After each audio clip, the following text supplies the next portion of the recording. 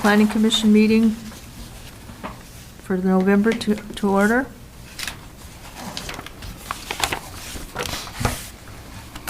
And we'll start with the approving of the minutes and the agenda for the meeting, minutes from the October meeting. I'll make a motion to approve. I did find one, it's just one word on the bottom of the second page. Middle, it says Chris Skildum, owner of Woodland Foothills. He's not the owner, he's an owner at.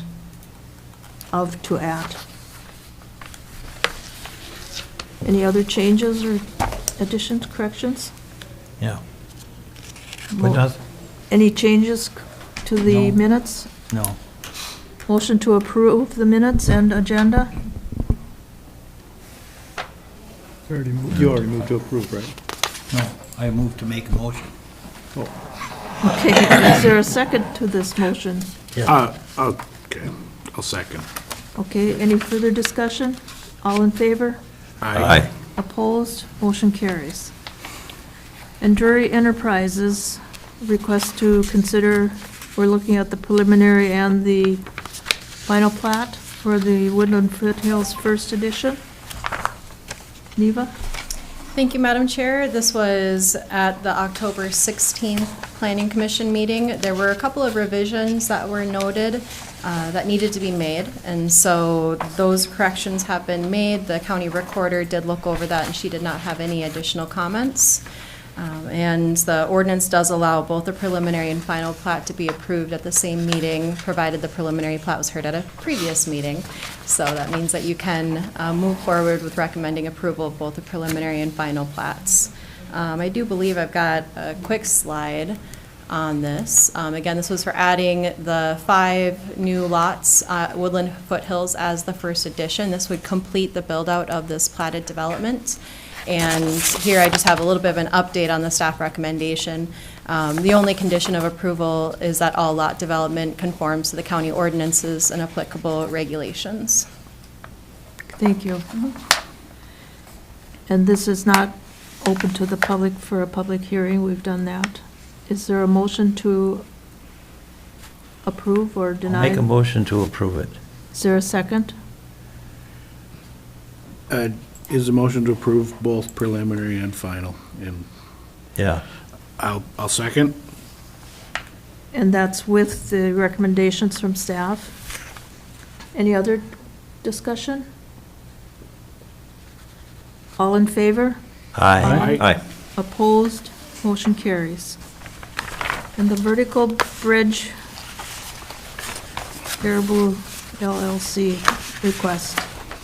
This was tabled as well, and we've gotten more information. Yes, so I'm going with the motto that, what is it? Slow is smooth and smooth is fast on this one. So we're going to go chronologically. So at the October 16th meeting, you guys held a public hearing on this and voted 5-1 to recommend approval of this cell tower. Following that meeting, I received correspondence from the county's radio communications analyst with comments related to statements made by the applicant during the hearing that they wanted to get factually accurate to be presented for the county board's consideration. It was kind of felt that during the planning commission meeting there wasn't adequate time for further dialogue to really flesh out some of those details, and so they were trying to get those facts cleared up for the county board. With that memo that was included in your packets here, the concerns from the radio communications analyst included the comments made by the applicant about the possible alternative locations. The Planning Commission had asked whether or not if this tower could be placed further up on the ridge line, if it would still service that Highway 61 corridor. There is an acknowledgement that no other location would be servicing this area in that way. I'm paraphrasing, obviously. And then also there is a comment about a federal act, and that kind of obligated these towers to be placed there. Again, another paraphrase. And you were all there, luckily. And so the radio communications analyst wanted to clarify a couple of statements about that. So in his memo, he indicated that they're up the ridge line, it should be able to service this Highway 61 corridor, physically speaking, not taking into consideration the infrastructure build-out that might or might not be present in that area. So it was almost a request for like an alternatives analysis, which really isn't a part of the conditional use permit process exactly. So anyway, that memo was sent, and then the applicant sent back kind of a response memo to those statements, just to clarify their perspective. The applicant's perspective this entire time has been that their application is complete and it is to fill in this gap in this specific area. And again, just for illustrative purposes, we're looking at, this is the proposed coverage for the full Highway 61 corridor. And so the applicant's been maintaining that their purpose is to fill in this gap of the existing network, and that Highway 61 is their targeted range. The locations up the Kramer Road aren't close enough, nor do they have the intensity of development that would warrant the demand for that tower to be placed further up there. So that's kind of the statement that the applicant stood by. Also, there was a question about the height of the tower, whether a shorter tower could succeed the same service area. The applicants have been maintaining that that full-size tower is still necessary due to the additional carriers that need to be placed on that tower. So those two memos went to the county board yesterday morning. And yesterday morning, we had a robust discussion with the County Board of Commissioners about this item. Typically, when these conditional use permits go forward to the county board, we don't flesh out all the details that we're doing here. You guys are kind of making the hamburger, so to say, and at the county board, they're kind of just grilling the hamburger. They're just finishing it up. But the county board really got into questions about the specifics of the shadowing, whether the height of the tower would be okay, what the elevation of the tower would be.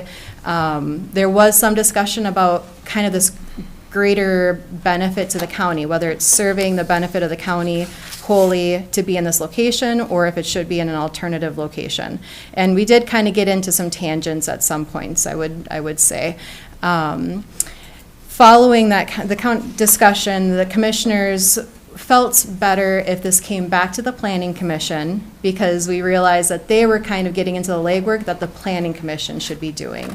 And both the applicant and the radio communications analyst had acknowledged that it felt like that discussion got a little truncated at the Planning Commission level. So the commissioner said, hey, we've got these two new memos before us. The Planning Commission hasn't read this information.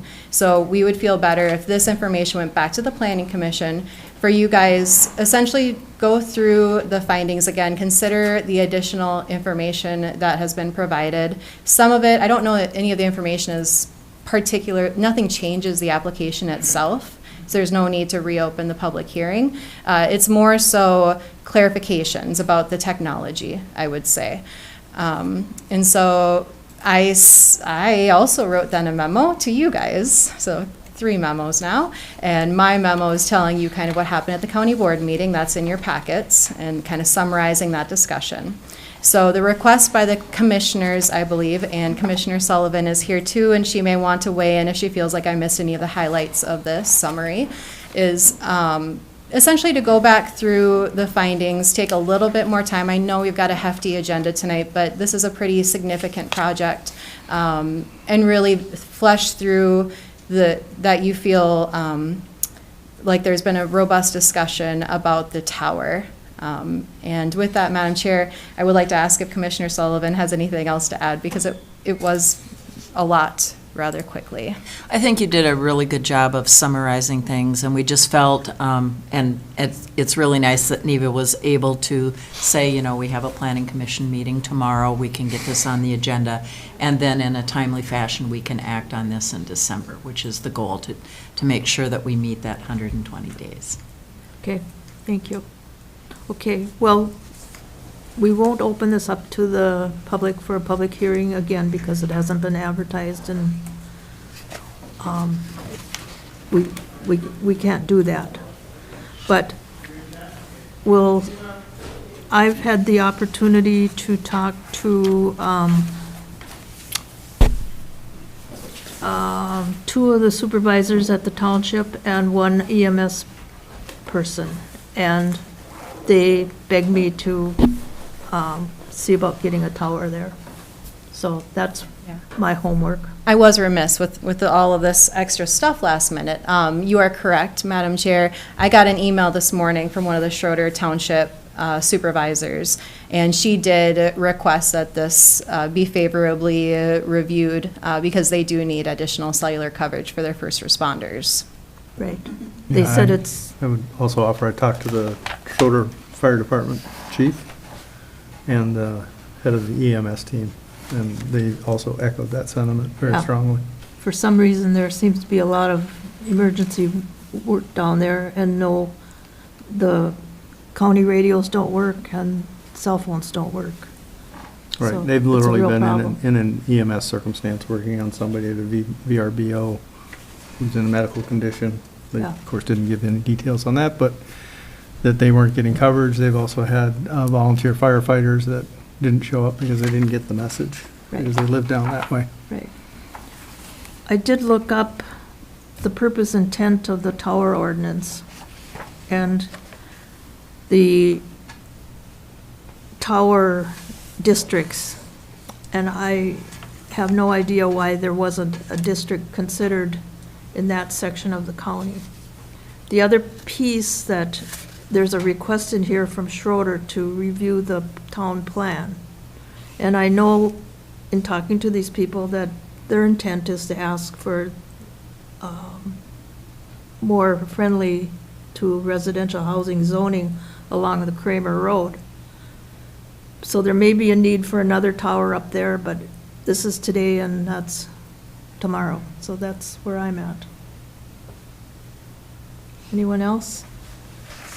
There's no way we can find out if a need for another tower there's a way to avoid having another tower put up without making too much changes in everything, or is it just the way it is? The message I got from the EMS person is we need it now. I can understand that. And if we run off the road down there, we'll be happy it's there. So what happens when something else happens and they decide they need another tower? That's too bad. Well, maybe the tower ordinance was written, I don't know when, but it's pretty dated. Like 1999, wasn't it? No, it is more recent, and we just have had amendments to it within recent years since I've been here.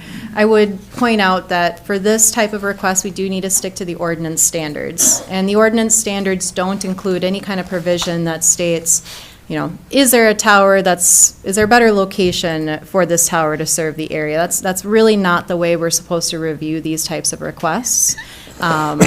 So really trying to stick to our ordinance language as close as possible. I do think that this has kind of highlighted that we want to review our tower ordinance and look at these cases where we have gaps in coverage and what is an appropriate amount of coverage area to warrant a new tower. But this is kind of a high-density need, if you will. Although it's not a great physical area of coverage, it is a very intensified use. Everybody that comes to Cook County drives through this stretch of road without service. So again, from the applicant's perspective, and I don't think it's inaccurate, they've provided a really thorough application, and I think they've done a very professional job addressing our concerns and helping understand why this site was selected and why it is such a tight corridor. I think it's also what we're being offered, frankly. I mean, we could explore alternatives, but if they don't want to build a tower there, then it's not up to us. I think the other thing to talk about is the height, which was brought up in discussion, and I do see an answer that I find pretty satisfying about that in terms of having the height allow for co-location in the future. So when we're talking about AT&T and our emergency services, that additional height makes that possible. Okay. Any other comments? Madam Chair? Yes. Just for informational purposes, the tower ordinance last had a complete overhaul in May 2023. So it was originally adopted in 2001. It was completely changed in 2023. I question whether they looked at the population, whether there was more districts needed. Because when this was written, you know, everybody was thinking it was an eyesore. Now we also assume you have cell service. That's just kind of where I thought. Yeah. The Yeah. whole discussion is what I think will lead us to discuss Mhm. further changes to the Right. tower ordinance. Yeah, I will add, Madam Chair, I know the applicant, Mike Beanick, is here today. He has provided some numbers about the population density up the Kramer Road, should you feel that that information is helpful to you at all, or if you want to ask him any other technical questions to help understand the request better. So that's available to you, as well as Jay DeCou, the radio communications analyst, is also here. Well, we can take that information and, Sure, I'll pass it out. I didn't get to submit it to Ms. Maxwell earlier because I just completed it today, since the meeting was yesterday. What this information is, I went and literally drove Kramer Road and Sugarloaf Road to look for a number of dwelling units along those stretches of the road, and I broke it down into little segments based on where the roads intersected. And so that's basically what, here, I'll come up to the microphone so you can understand better. So that's basically the number of dwelling units that I found along Kramer Road. The top number, 44, should actually be minus the 13 and 7 up until Friedenberg Drive, because that area is actually served by the existing cell tower right up at the corner of Kramer and Highway 61 currently. And I noticed on my phone while I was driving, there's 3 to 2 bars within that stretch of road, so that's definitely adequate service. That was something that was one of the items that the county board was looking for, was for us to look and come up with some reasons as to why there was not the ability to go back into the Kramer Road area. The other item, did you provide them the other document I provided you? Yep, that was, that should be in the packet. So you have the memo that talks about shadowing. Yes. So that was a additional memo that I recently got from Mike as well. Yeah, the shadowing was another item that the county board had questions on. Shadowing and interference, both of those are definitions, or descriptions based on Josh Matthews. He wrote this for us. He was the radio frequency engineer who was here yesterday at the meeting.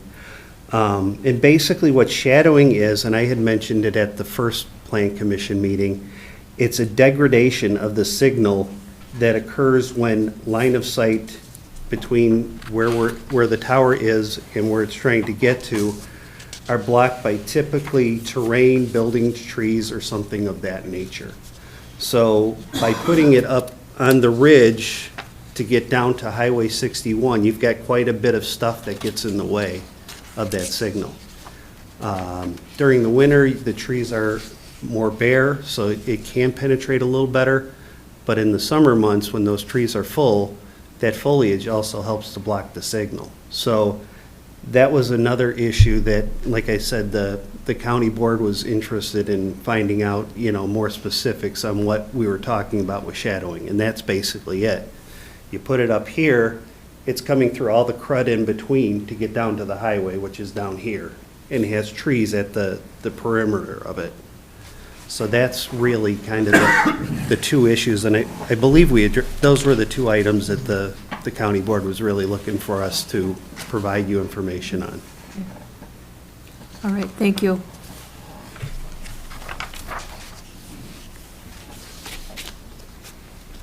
Well, I think down the road, there may be a need for another tower up on the Kramer Road to service that area, because I think that's probably where development will happen. So that tower, I had forgotten about the tower down by Taconite Harbor.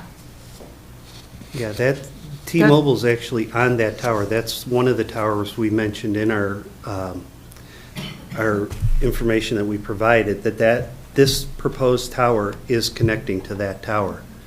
And one of the items, when I looked, Ms. Maxwell had mentioned to us after the county board meeting to look kind of in the Sugarloaf and Kramer Road in that area. And basically, if they were to go up in that area, what would happen is, if you imagine a wheel, that's how cell coverage works. So you have the spoke, the center, the hub, and then all the spokes around it are where the other cell sites need to be. Now, if we were to go anywhere near that Sugarloaf and Kramer Road intersection, what would happen is we would be approximately 4 miles to get to this location, approximately 2.8, I believe, to get, if you go perpendicular down to the highway. So it's still a significant distance. But what would really happen, which is the big problem, we would be only 3.7 miles to the SBA tower and over 10 miles to get to the American Tower site. So what happens then is you have a huge gap to the south, which basically is this area, and then you have interference between the two sites being too close to one another. So it's really, I believe that is exactly what the county board was looking for. There's no way we can go up there and put a tower. It would cause major problems for the signal. Okay, thank you. Anybody have other questions? Do you think that answers questions I the think county so. board would have? Yeah? Okay, so the message will get relayed. Is there a motion to act on this? I'll make a motion to approve it. Okay. Is there recommendations that go along with the motion? Yep, I've got Diana, could you get the slides back up again? Let me Thank get a you. second first. Is there a I'll second? second. So it's motion made, seconded? Okay. Diana?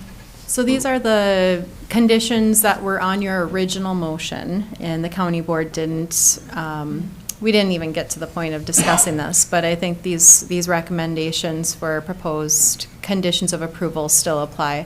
And the applicant has acknowledged that the financial guarantee is satisfactory to them as well. Okay.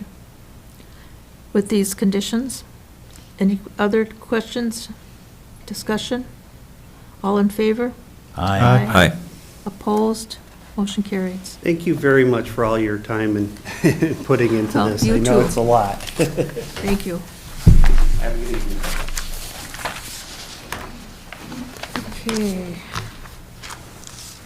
And then C, we've got Mary VanDoren and Bryan VanDoren rezone update. Yeah, so with this attached in the agenda is a letter from Schroeder Township, again received this morning from their meeting yesterday.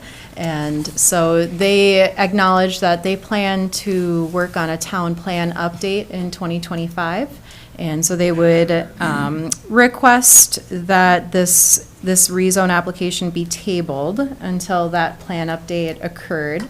A little bit of from a staff's perspective, tabling something that far into the distance without a specific end date is a little problematic just for our own processing procedures. We try not to just leave things out there unprocessed. The applicant does have the right to waive processing timelines, but I think a more suitable alternative would be to request of the applicant that they withdraw this application and we allow them to reapply after that town plan update has happened, and we waive the application fee so that they're not out any money, and it allows our processing timelines and everything to work out. So that's going to be my formal recommendation to the applicant. She has, a choice to pursue that or not. We do have time with our own timeline processing, I believe, to have this before you in the December meeting if we needed to. So that is your update on Schroeder. I'll be zooming into their December meeting to talk with them a little further about the town plan update and kind of what that vision could look like. Great. So we don't need to act on that, it's Nope. just information only? Yep. And you will recommend that she withdraw it and, redo it if need be. Yeah, yep, I just got this information from them today, so I didn't have a chance to connect with Ms. VanDoren, but I'll give her a call tomorrow and we'll figure out which route she wants to go forward with. Okay. All right, we need a motion to adjourn. I'll make a motion to adjourn. Is there a second? At the time I talk. Second. All in favor? Aye.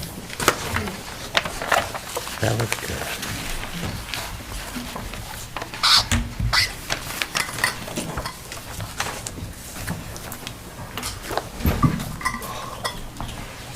So we'll call the Board of Adjustment meeting to get to order. And the minutes, we need to approve the minutes for the September 11th meeting and approve the agenda for tonight. I'll motion to approve the minutes and agenda. I'll Is there a second. second? All in favor? Aye. Aye. Motion carries. First, Can you guys speak into your mics? They can't hear you in the back. Okay. okay. So Michael and Teresa Chimlick has been tabled, and we'll turn it to you, Neva. Thank you, Madam Chair. Again, this was a request before you at the September 11th meeting, I believe. The applicant, Mr. Kmelik, is here today. He did reach out to his contractor during this time period. As a reminder, during that September 11th meeting, the board voted to approve the Phase 2 part of the resort master plan, and then tabled the meeting for the Phase 3 part of the project. And part of that tabling of Phase 3 project was to have more analysis on the bluff impact completed. Listening to the minutes, the discussion was what is an adequate amount of analysis, and the board indicated that having a local contractor look into that would be sufficient. So Mr. Kmelik asked his contractor to look into that. Let's see.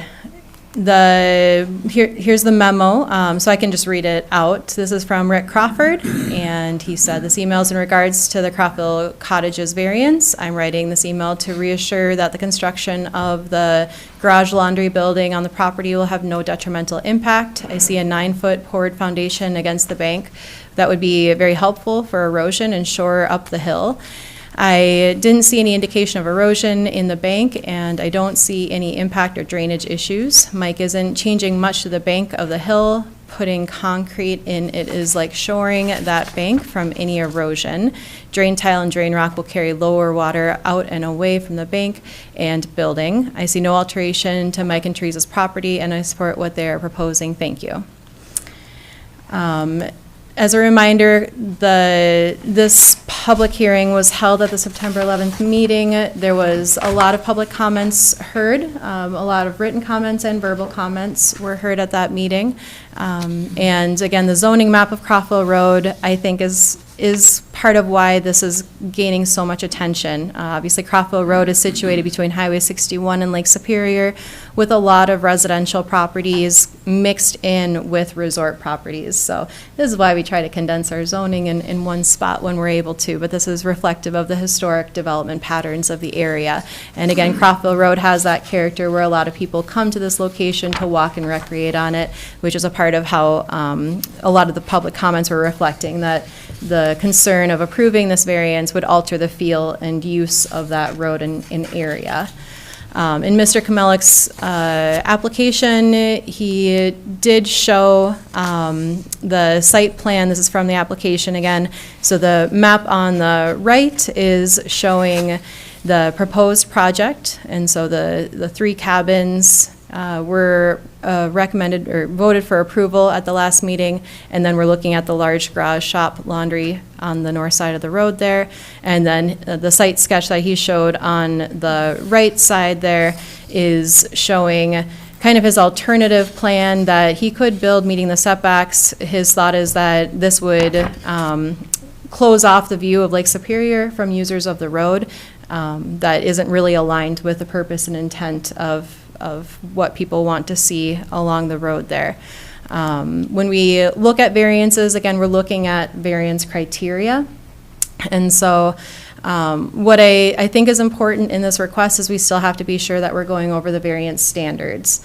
I think the practical difficulty and the reasonableness standard specifically, I encourage you to have some healthy discussion about and think that through as you're reviewing this request. In my opinion, the memo that was submitted by the contractor doesn't change the project at all.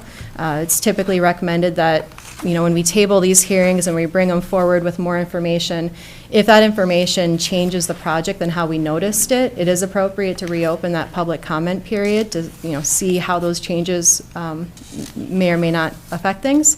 But since that memo doesn't, from my perspective, change the application at all, I don't think there's an obligation to reopen the public comment period. With that said, Madam Chair, I do know that there's people here today that may have interest in commenting, but it's up to your discretion. And again, we don't want to just rehash the same comments that were heard last time. So I think I'll stop there and see if you have any questions for me. Okay. So I'm looking back at the minutes. The number 2 request has been voted on and passed. Correct.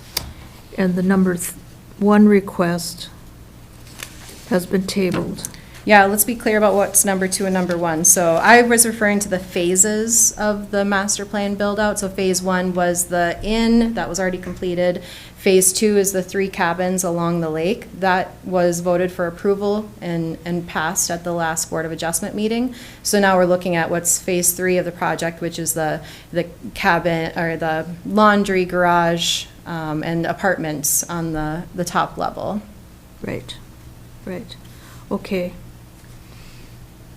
So that's what we're looking at, is the second phase.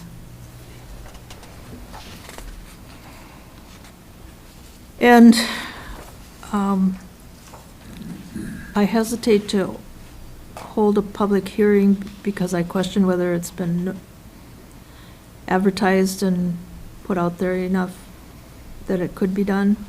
And if we're just going to rehash what's been said before. Mr. and Mrs. Chimlick, do you have any changes that you would make to this request?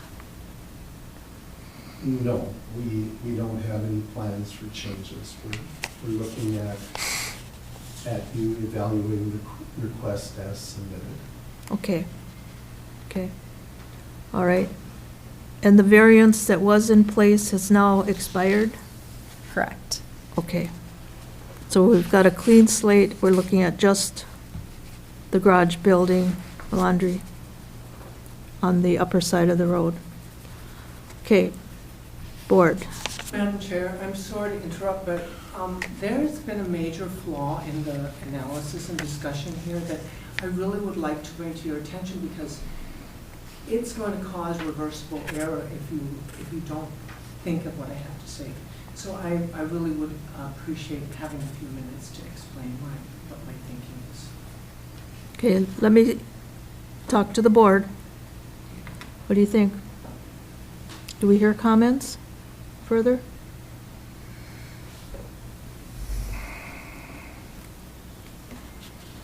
And Molly, are we in trouble as far as opening a public hearing tonight without proper notification that the public hearing would be opened? It's your discretion whether you'd like to open that. But we're not. public hearing, and it's not required.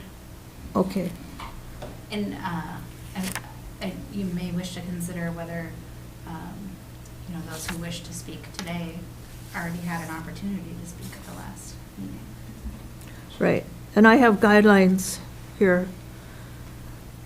When invited to speak, the following guidelines: speak into the microphone with clarity, state your name and address. You may speak respectfully for up to 5 minutes. Time may be shortened if many people want to speak.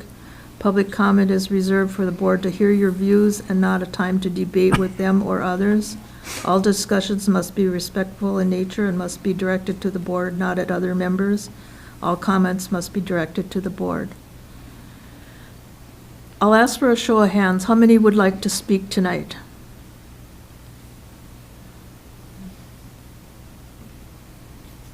Okay, thank you. Board?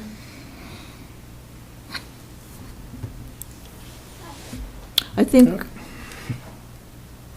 brief, less than 5 minutes. Okay, take the microphone, state your name, and we'll hear the 3 that raised their hands. Madam Chair, is that 5 minutes per person? Less than 5 Per person. per person. Okay.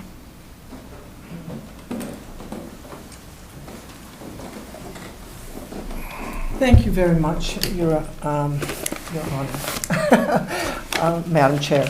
State your name. I'm Julia Rao, and I live at 1780 East Highway 61, and I'm a few lots down from the Camelics on Okay. the Crocker Road. By way of background, and I will get there, as I said, there was a Remember, major- 5. 5? Yes, I got it. Okay.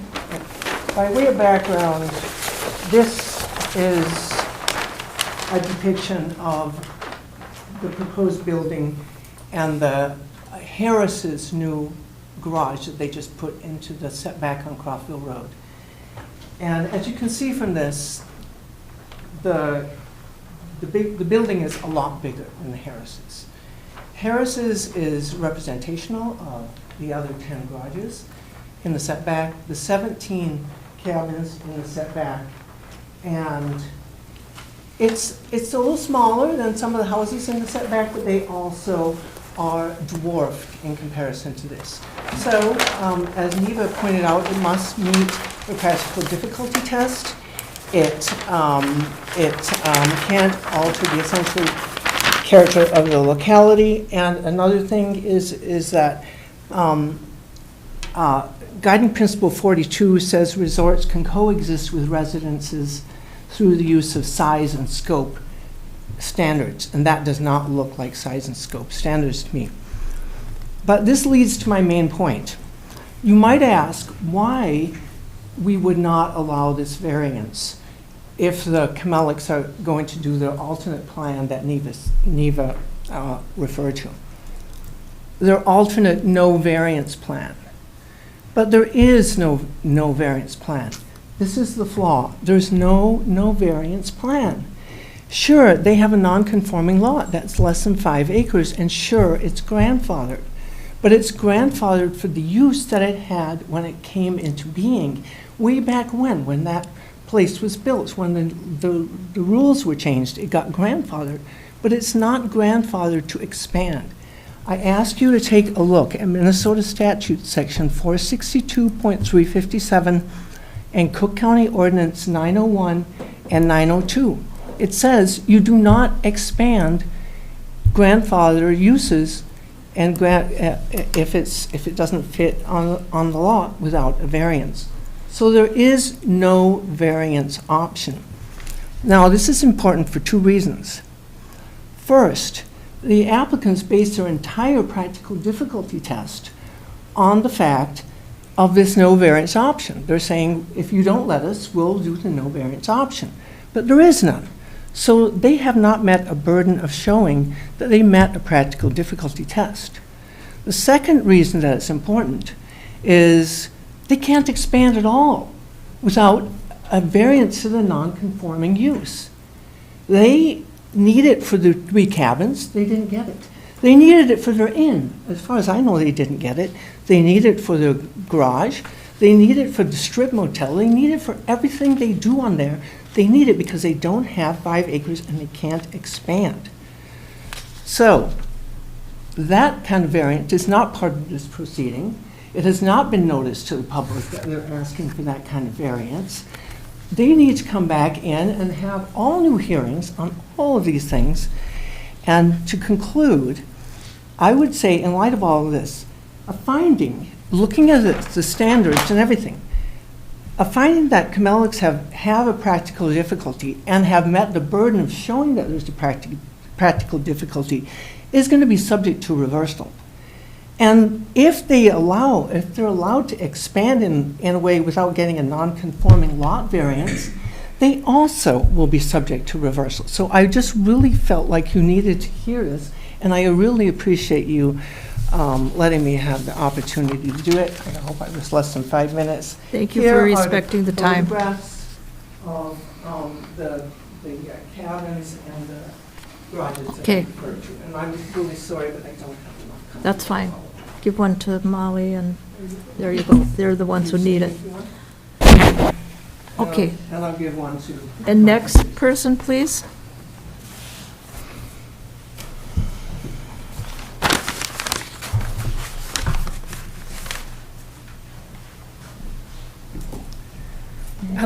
Hello, Madam Chair. My name is Andrea Carlson. I'm at 1575 and 1579 Croftville Road. I share a border with the applicant.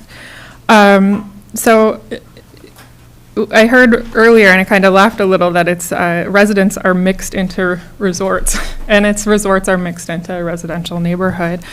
The owner doesn't need this variance as illustrated by the other plan. I would prefer the other plan. We weren't asked. It was just kind of assumed that this would block the view and no one would like that. I would prefer the non-variance form. But as was just pointed out, you can't do any building on there without further, variance appeals on the status of it as being a resort under 5 acres. The letter coming from the contractor isn't a bluff plan. I feel like there was questions being asked by the panel saying, how does this upper floor, the top floor, connect to the bluff? Is there parking up there? Where does the stormwater go? A road is a dam. When the water comes off the bluff, it hits that, it can't go past that road without a culvert. There are no culverts on his property, on my property, all the way to my second property. There is a culvert, but you go through driveways. So there's no way for that water coming off that roof to get on the lake. If you put any things up like gutters, where does that gutter water go to? There's a bluff there, all the way to the road. So you could ditch it out and really purposely put that water on my property, but that would be a lot of problems for my property. So that makes me an aggrieved party, and I have secured a lawyer. It's unsafe for first responders to have all those cars. I discussed before all the cars that would be on that property. We don't have also the thing with the contractor's letter is he has financial gain in building and putting the foundation down. He's working on the foundation alone. He's not an engineer, and neither is the builder. We haven't had an independent source, an independent opinion from an engineer to actually look if that's stable. I know where the dining room table is going to go in this garage, but I don't know where the stormwater is going to go. Actually, I do. I took video of it, but I'm not allowed to show it to you today. He says there's going to be workers' housing in this garage. Well, if you're going to double the amount of units you have, if you're going to double the amount of guests in your place, you necessitate having to have workers' housing because you just doubled. You just made the problem that your thing fixes. Okay, thank you. Next.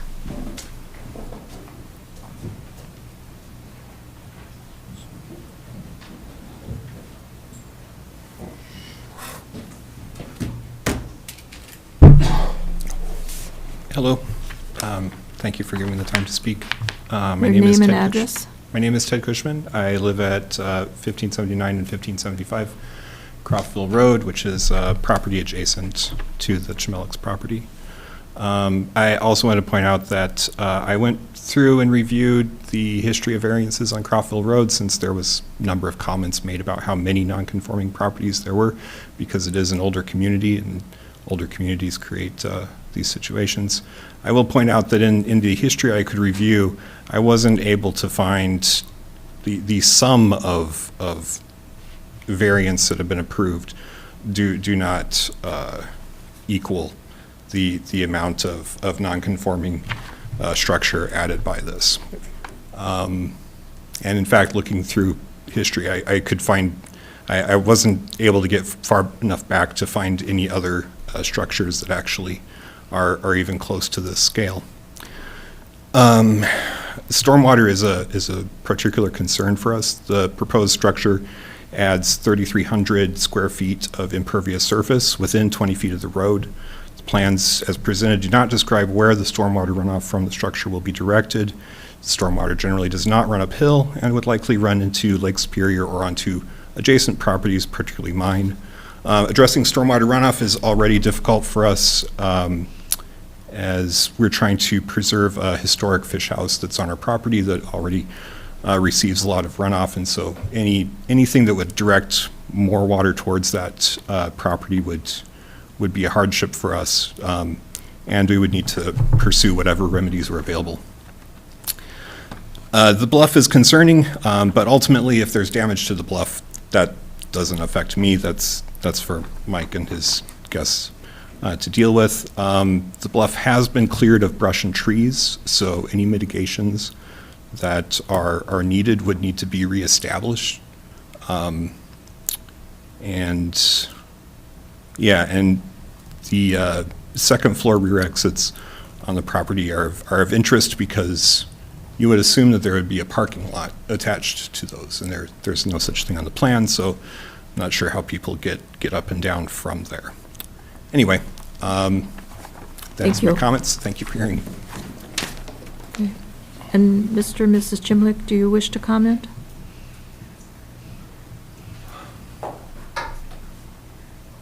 You got 5. I'll comment briefly.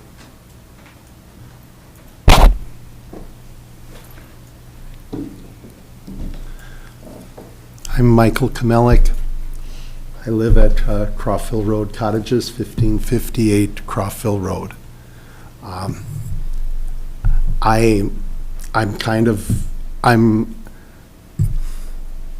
confused by what my neighbor Julia Rao has presented.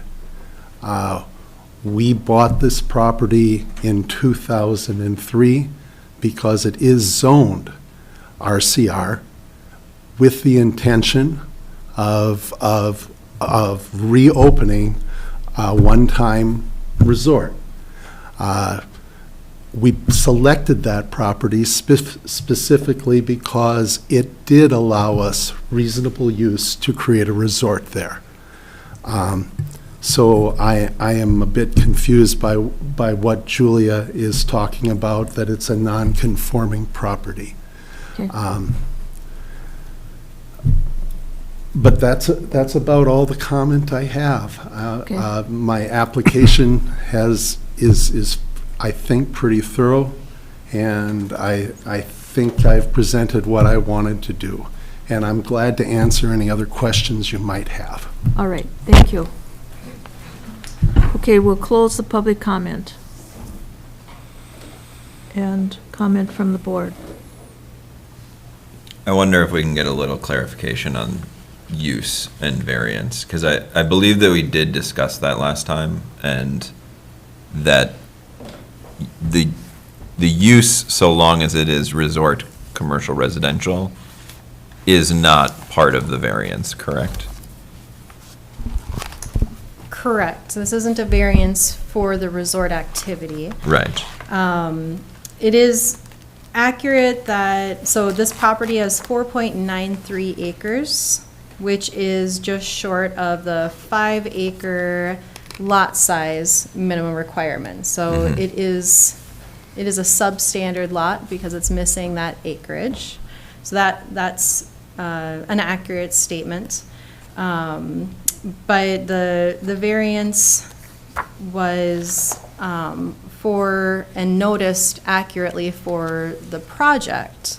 I'm just double checking some of the ordinance language, so I might want to just confirm that before I give you. And my understanding is that so long as you meet the setbacks in a substandard lot, you can build that structure, correct? Yes, yeah, there's, without a variance. Yeah, the substandard lot requirements and ordinance language is outlined in section 9.03 of the Cook County zoning ordinance, and there's 4 criteria. We have to look at it whether it's a single lot in separate ownership from neighboring properties, which is the case for this one. And that ordinance language I can bring up for you.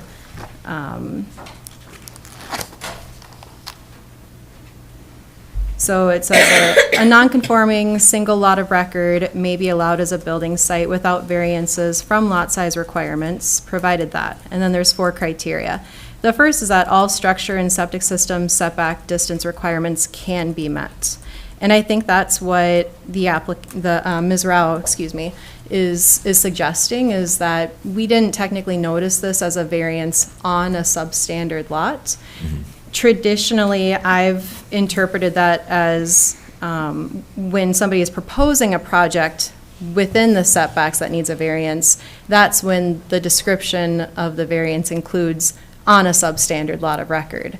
This one, there is locations on the property where conforming development can be met, so perhaps, you know, that's been how that interpretation has been handled here. I hope that makes sense. I'm happy to further clarify, and Attorney Hicken is here too, in case if she wants to weigh in on this at all. Do you wish to weigh in? I'll just say that I think that the notice is adequate and that was properly noticed. Okay. I'm aware that at one time there was talk of a 10% variance in a 10% discrepancy in lot size. It would still be a lot of, a legal lot. We don't have anything like that in the zoning ordinance. You might be thinking of the subdivision ordinance, which does allow for a certain percent deviation from the standards for the FAR 1, 2, and 3 zone districts for that. That's the closest I can think of that sounds like that. Because there was talk of a 10% variance, like on a 20-acre lot, because not all 40s are 40. Right. So. Yeah, my line of questioning, I guess, is specifically to think about what the applicant's options are if this is not approved, and to address those comments that we heard. I think it's zoned RCR, and you can develop it. That's my opinion.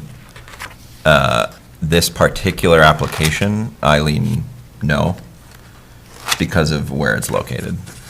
I think in the practical difficulty conversation, there's a lot of other buildable land on that property. You know, like the alternative proposal of development being like something on the lakeside, but I also think there's space up with 61 access up top of the hill. There's a lot of other options, and quite frankly, for a building this large, which people still may not like, but you can build it in there with no variances, is how I look at this. So I lean no. That's where you are. I would like a little bit of clarification from Neva on the bluff impact zone, and how far that applies on the toe of the bluff versus the top of the bluff. So the bluff impact zone stretches from the toe, begins at the toe of the bluff and goes up the slope to a distance of 20 feet past the top of the bluff. So everything on the slope of the bluff is a part of that. From the base of the toe. Right. From the toe. Right. And I don't have the original application memorized, but are we actually getting into cutting into the toe of the bluff in this project? The base of the building is going into the hillside. I don't know that I have the version on this slide that would show that, but yeah, in the packets, that was shown, there's a stake on site as you did a site visit. I believe all of you did a site visit, and there's a stake in the hillside that goes a number of feet into the dirt. I just wanted a refresher on that, so. Yeah.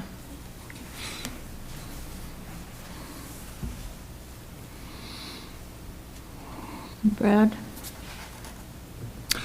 Yeah, I'm looking at this, so I noted the comparison to another garage, but I don't think we compare commercial properties to private garages. So it's misleading. Okay? The building that I compare it to is the one across the street that's already been built. Right? That fairly sizable structure where they rent out rooms and house the main office is the point of comparison within that section of ground, because in residential, commercial, mixed circumstances, we're going to have wildly varying appearances in terms of properties, just as people who've built new homes have quite the difference from the people who are staying in small cabins that are, 15 by 20 feet, along the lake. I drove through there again this week, just today, just to get a sense of the orientation of the community. So I take it that the folks who live there are wrestling with this, and I'm sensitive to that to a point. But there is also, as I mentioned in the last meeting, business owners make plans. There was a previous variance approved. I know it's expired and we're not bound by it, but there's some sense of being somewhat also sensitive to the idea that the Chemlicks were making plans based on things that had been approved previously. And so finding that they have quite a bit of resistance to this at this moment in time is something that we have to balance here. It's a struggle. The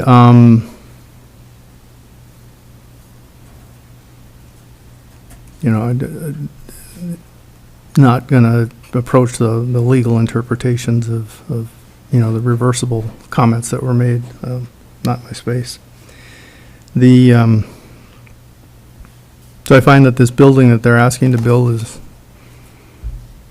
5 feet higher, 22 feet longer, and 2 feet wider than what they originally had approved. So size-wise, not a lot of variation there. Stormwater management. In construction of this size, they have to produce a stormwater management plan that NEVA has to approve. We had to do that to build my own house. It's kind of the nature of things. So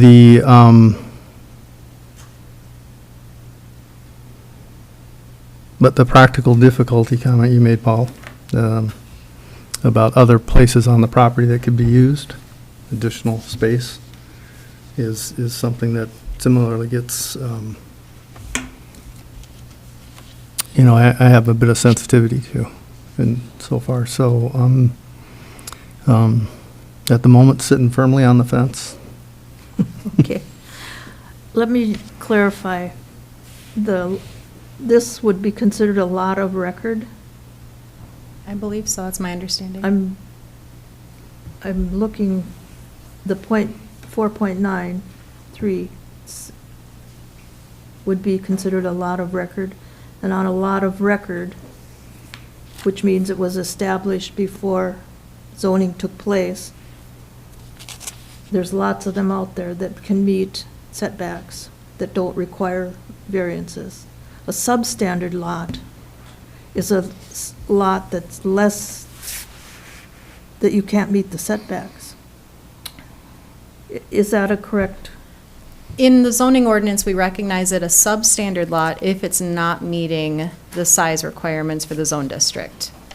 So substandard is just, it's less than the acreage. So this is a substandard lot. Substandard, but still a lot. It's a lot, yeah. I think it can be a But you can build substandard on a lot of record. substandard lot without a variance. Is that correct? Yes, yes. Traditionally, yeah, we issue land use permits on substandard lots. You're correct in that when many lots were developed historically, we didn't have the same tools that we have today as far as survey grade equipment. So as resurveys go through, it's not uncommon for there to be discrepancies. Even on the county GIS, there's differences between the mapped acreage and the deeded acreage. So this variation of 0.07 acres, traditionally, if they applied for a structure at a conforming location, we would not require a variance to build on this sized lot if all of those requirements outlined in section 9.03 were being met. Okay, thanks, that does clarify it. So, okay, ready to vote? Make a motion? I guess I would just briefly, echo what Brad and Paul have said, I really, where I'm coming to is, on a commercial lot, I would think that this should be approved. It's within reason, close enough to the already approved but expired variance. I'm just coming up with, if there's another spot on the property that can be built on it, that's my hang-up. So, without variance. Looking for the list of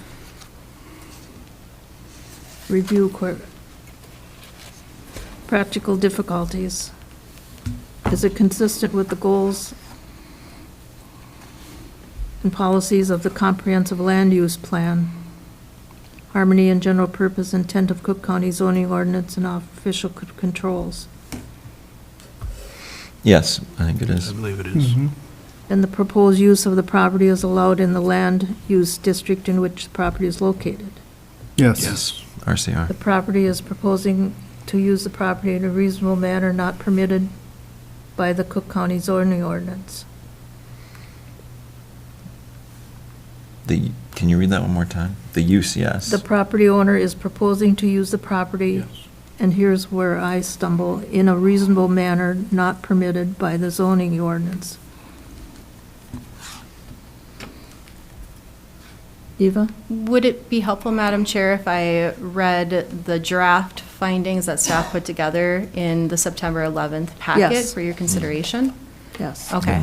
So to that question, so the property owner is proposing to use, we're at the reasonableness, right? Reasonable manner? Right. Not permitted by the Cook County zoning ordinance. So for this project, the garage laundry apartment accessory building is a substantially sized building which has increased in size and use from the 2011 variance proposal. Information is unknown as to how this structure may impact bluff stability and stormwater runoff. The Board of Adjustment should evaluate whether this proposed building is a reasonable proposal. The board may find that this proposed structure is too large to be reasonably situated within the road setback. Additionally, the board may find that although this project is within RCR zoning, it is surrounded by single-family residential zoning, and this may not be a reasonable use within the road setback given that character. The board may find that this proposed structure is reasonable, given that this is a parcel that is zoned resort commercial residential, and the character of Croftville Road provides for lower traffic speeds, making structure placement within the road setback more reasonable. The board may find that the 2011 proposal for this structure as part of the master plan of Croftville Road cottages is reasonable, but the expansion of size and use proposed in the variance is not reasonable. The board may find that more information is needed to make the determination of reasonableness on the request. And keep in mind that was prior to the tabling, so that was drafted several months ago. Right. And the remaining questions are: the property owner has established that the practical difficulty involved is due to circumstances unique to the property and not created by the property owner.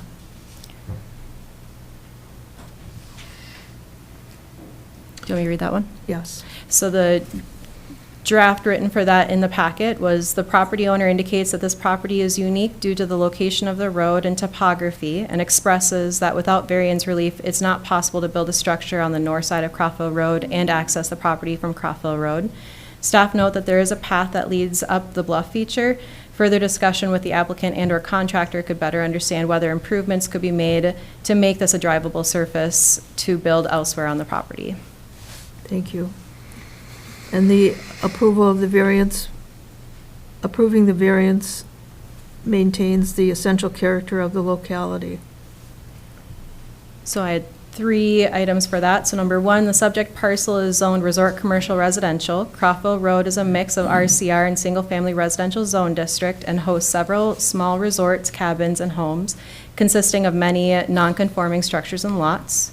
Number 2, there are currently many garages, houses, and cabins which encroach on the 50-foot road setback requirement and are of similar size and character as the Phase 2 cabins. Note that I didn't say that for Phase 3. And then number 3, of the existing non-conforming structures along Croftville Road, none are of similar size and scope as the Phase 3 accessory structure. A, the Board of Adjustment should consider whether the Phase 3 accessory structure would fit within the bluff as is suggested by the applicant, would fit in with the bluff as suggested by the applicant. And item B, several comment letters indicate that the Phase 3 accessory structure would not fit with the character of the locality due to the large size of the structure, in addition to the existing presence of the main building across the road, which received a height variance request in 2011. Thank you. And the last one, the property owner has established that the practical difficulty involves more than economic considerations alone. And I think that's been established. I don't believe this was a request based off of economic difficulties Okay. alone. All right. So, are we prepared to make a motion?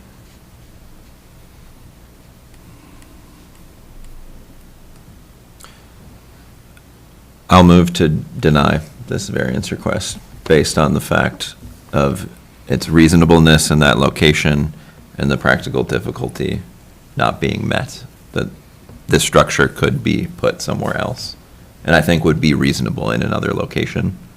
Okay. That putting it in this small footprint does not satisfy. Is there a second? I'll second for, the same Denial. reason I'll second that for denial. Is there any further discussion? All in favor? Aye. Aye. Aye. Opposed? Motion carries. Thank you.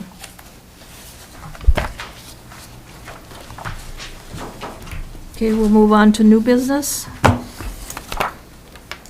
right, Diana, can you put the slides up? And we'll do the Foley-Werner amendment packet.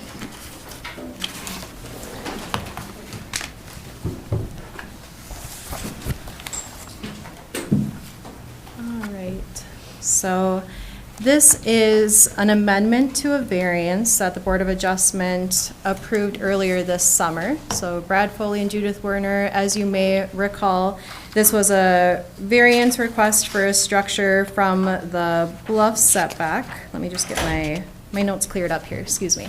So, the request is to amend the variance approval 2024-11V to allow the previously approved new principal structure to be increased in size.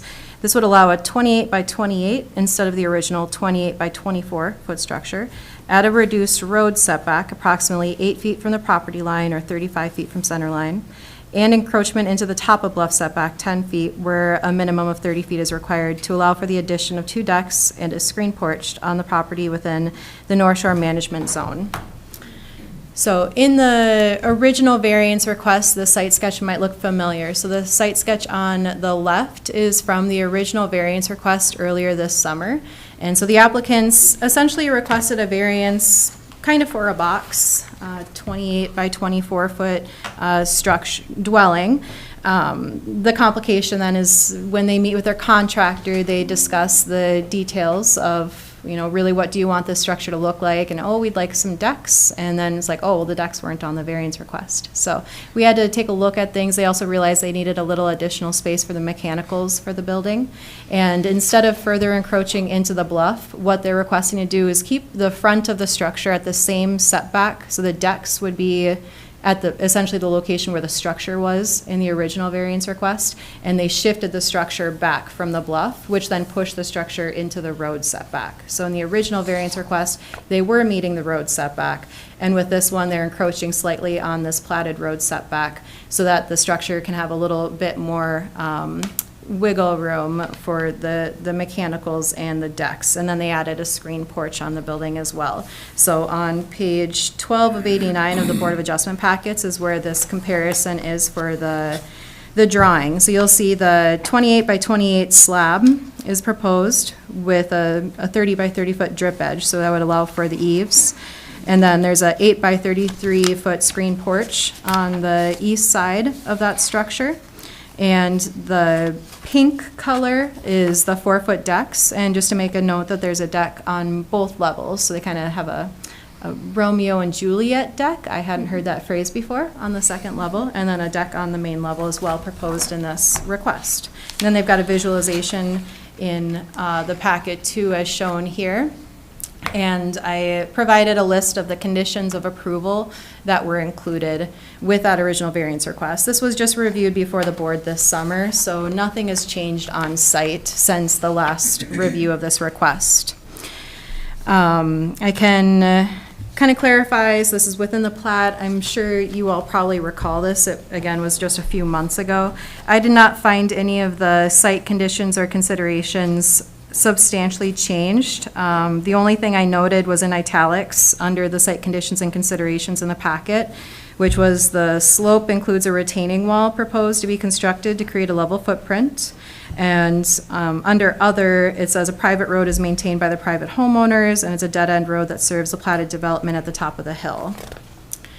We did publicly notice this, and I did receive one written comment from a neighbor, Dennis Risdahl, in support of the request.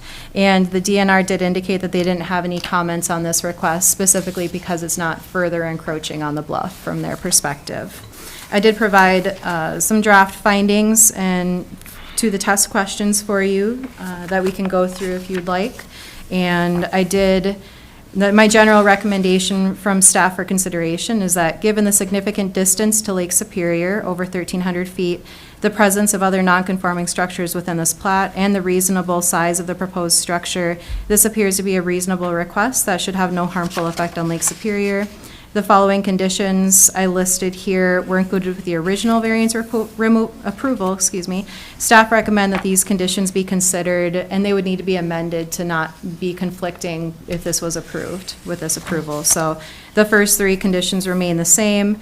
Item 4, I stated where possible, stormwater drainage shall direct water towards the road ditches rather than down the bluff through the use of effective grading and gutters. I propose the removal of item 5, since that would be conflicting with this proposal right here, which originally we had a condition that said no additional decking or patios permitted within the bluff impact zone. I added potential condition 6, the deck shall remain unenclosed, not screened in. Obviously, that does not apply to the screened porch. And then item 7, any vegetation removed within the bluff impacts zone as part of the construction project shall be replanted and maintained to support bluff stabilization. Turf grass is not suitable vegetation for the purposes of bluff stabilization and therefore is strongly discouraged within the bluff impact zone. Thank you. Is there anyone from the public that wishes to speak?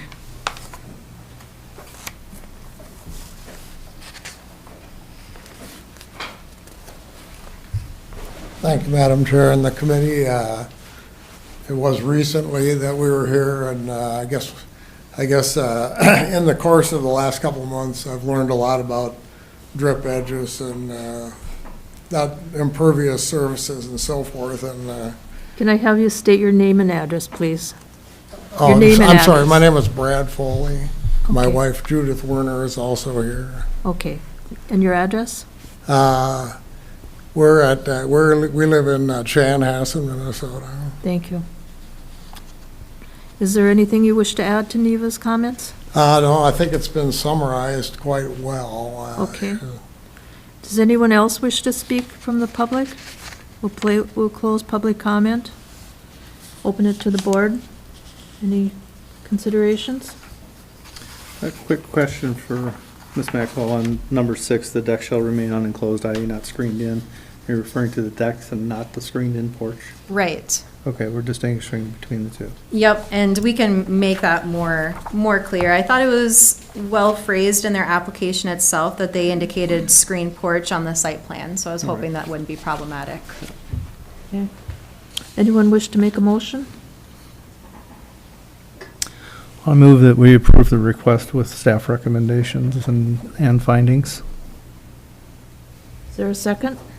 I'll second. Any further discussion? All in favor? Aye. There you go. Thank you. I'll send you a memo tomorrow. And the Derek and Emily Fox variance request to extend the roof line. Neva? Dana, do you want to give us a visual? All right, this is also a variance amendment request. So Derek and Emily Fox had a variance request in 2023, just last year, for their property on Lake Superior. The request is to extend the roof line approximately a 5 by 30 foot, or 30 inches, excuse me, on the north side of the cabin at a reduced Lake Superior vegetation line setback where a minimum of 40 feet is required. Most of this structure was within that 40-foot structure, or setback, excuse me. The applicants, Emily and Derek Fox, are requesting the amend variance request to extend the roof line. Again, Lake Superior is a 40-foot setback. This was a improvement on an existing structure. The Cook County Board of Adjustment approved the original variance request on August 9th, 2023, to place a 6 by 28-foot addition and a second level to the principal structure and build a garage with guest quarters at a reduced Lake Superior vegetation line setback at 3856 Cascade Beach Road. The variance was approved with 4 conditions. The site conditions and considerations, I found that this is a relatively small increase in impervious surface located away from the lake, and as such, staff have determined that this should have minimal impact on the resources and neighboring properties. On page 31 of 89 of the packets, shows the excerpt from the site plan. The amendment to the variance proposes to add a 5-foot covered deck entry overhang to the area on the north side of the building. I do believe I misspoke earlier. It should be a 5-foot by 30-foot, not 5 by 30 inches. So my own typo in the packet. Excuse that, please. I did publicly notice this variance request to adjacent property owners as well as county departments, the DNR hydrologist, the North Shore Management Board. We received no written comments regarding this request. I did put together some draft findings for you. Again, this is essentially to add a 5-foot overhang for water drainage issues. And it's not the whole stretch that's within the setback. It's a corner of this that's within the setback.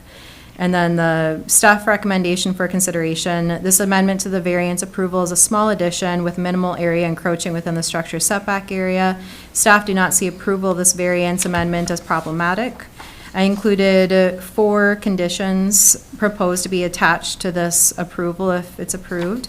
Number 1, encroachment into the setbacks are allowed in accordance with a design plan submitted by the applicant in the variance application. Number 2, a gutter or catchment system or vegetation conducive to water retention shall be included on all new or proposed structures to divert precipitation and snow melt away from Lake Superior. Number 3, a land use permit is required for the proposed change. And number 4, the conditions from the original variance request must be adhered to, which includes conformity with the septic requirements, again, the gutter catchment system or drainage plan, and drainage plan. Number 3, the property shall reestablish a native vegetated buffer within the shore impact area 20 feet from the vegetation line, which likely coincides with the retaining walls at the site. And number 4, the parking area on the west side of the cabin shall be restored to native vegetation. Thank you, Neva. Is there anyone from the public that wishes to speak regarding this? Can you step forward, please?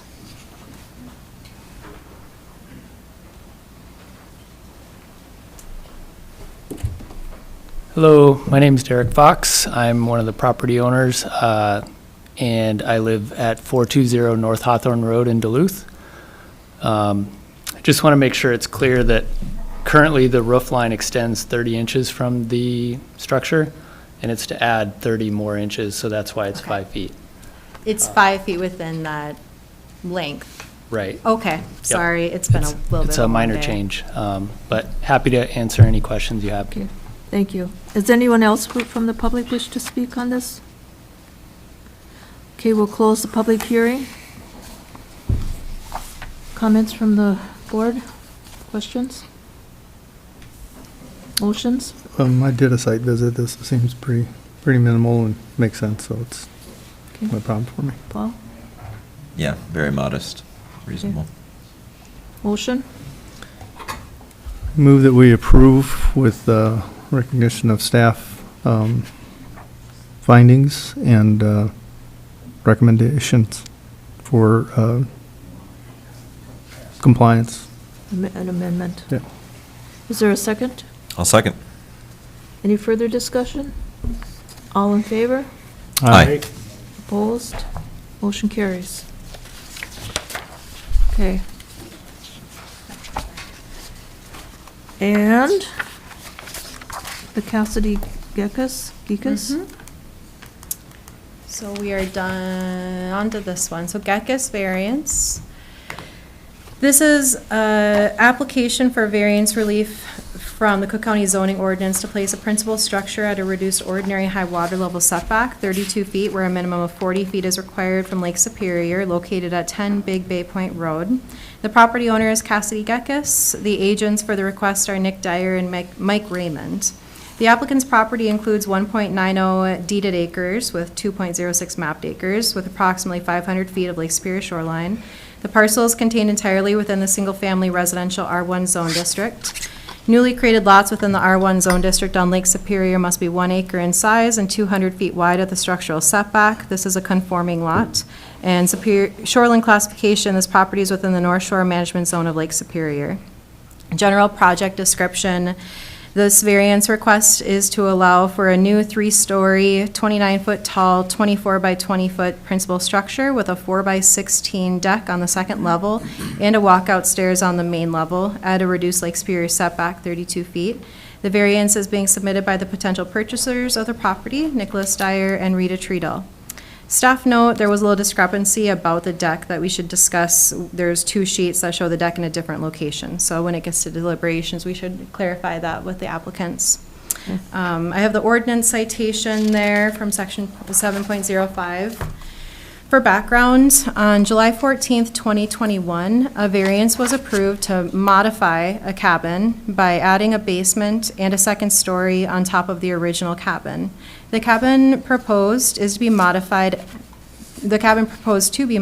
was described in county assessment records as the actual year built of 1975, with 280 square feet of floor area and a value of $1,400. The 2021 staff narrative included an analysis.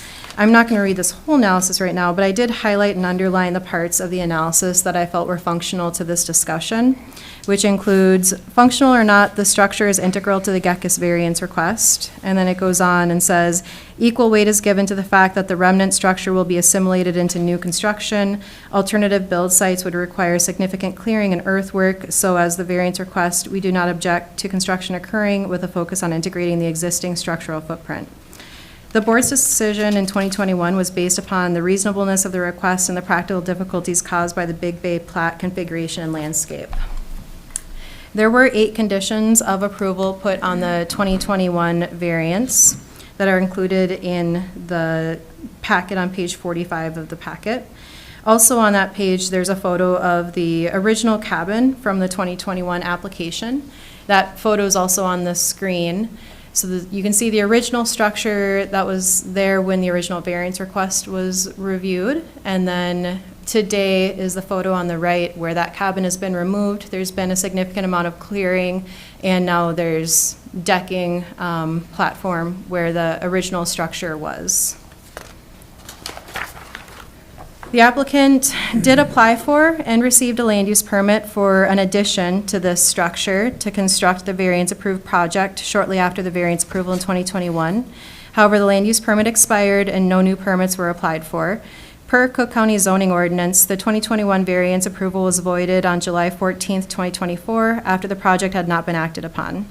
Since the 2021 variance approval, development has occurred on the property. The original cabin has since been completely removed, leaving a platform in the proposed building location. Additionally, a permitted outhouse, unpermitted bunkhouse, and unpermitted decks were built at conforming locations. The bunkhouse and decks were constructed without proper permits, which has since been rectified. And then I included a list of the permitting records, which included that land use permit to build the variance in September 21, the grade and fill permit for the parking area, the septic permit for the vault privy, which was completed in 2023, and the after-the-fact land use permits for the bunkhouse and decks approved in October 2024. In summary, the new request before you today should be reviewed on its own basis. This is not a request to modify an existing structure since the original structure was removed. I've included an excerpt of the application site sketch on page 47 of the packets. On the screen is a photo from the site with the platform, and then you can see the driveway and the bunkhouse and the privy, and then a closer photo of the bunkhouse and the privy in that photo. And here's the site sketch. For site conditions and considerations, the property to the west and north is undeveloped state of Minnesota land. Properties south of the subject property are within Big Bay Point plat. For septic, the Cook County Environmental Health Specialist, Mitch Everson, provided a technical memo indicating that a septic permit was issued in 2021 for the vault outhouse. The memo also stipulates requirements for septic prior to the issuance of the land use permit should the variance be approved. For impervious surface coverage, the proposed development is within the impervious surface coverage requirements. The design shows a shed roof design, which would direct water for runoff further from the lake. Wetlands are not an issue driving the need for the variance. For slope, the site does qualify as a steep slope as defined in the Cook County zoning ordinance, where a steep slope is having an average slope of 12% or more, as measured over a horizontal distance of 50 feet or more, that are not bluffs. I believe I've got a photo of that calculation there. The bluff feature is present in the southwest corner of the lot. A driveway has been installed since the 2021 variance, along with the flat area navigating up the slope on a neighboring property. The addition of the driveway across the property indicates that it is feasible to create a level building pad on the property. For shoreline setback averaging, the only neighboring private properties that are located south of the subject property. The two parcels within the averaging area both have conforming development, meeting all setbacks according to county records. Therefore, the shoreline setback averaging calculation would support conforming lot development. Access to the site is available via the end of Big Bay Point platted road. However, that road navigates up a steep bluff. An existing driveway is accessible off Highway 61. I found it through the realtor's sign that directed me when I did my own site visit. However, as indicated in the 2021 staff narrative, it's unclear whether this is a legal access route. The minutes from the 2021 BOA meeting state Cassidy Gekas was present for the request and indicated he has a road access permit with the DNR and state to maintain the road. So I'm sure we can talk about that further and get that clarified today. Here's the aerial image of the property taken from May of 2023. So you can see the recently made driveway crossing through the property from the east to the south, or excuse me, from the west to the south, as well as that bluff feature in the southwest corner. This does not show the decks or the outhouse or the bunkhouse that had yet been developed before that photo. For public noticing, the application was legally noticed in the Cook County News Herald on October 25th. 13 letters of notification were sent to adjacent property owners, as well as county departments, the North Shore Management Board, and the DNR hydrologist. We received one written comment from the adjoining property owner, Philip Gusterson, at 5421 East Highway 61, with no objection to the request. The DNR area hydrologist provided a comment stating that they would request recommendations include the extra vegetative planting in the buffer region, rain gutters to divert flow away from the shoreline, and appropriate best management practices. For staff consideration, for the facts and findings, the consistency with goals and policies in the comprehensive land use guide plan in harmony with the general purpose and intent of the zoning ordinance and other county official controls. The zoning ordinance requires a 40-foot setback from Lake Superior. This application is requesting a 32-foot setback from Lake Superior.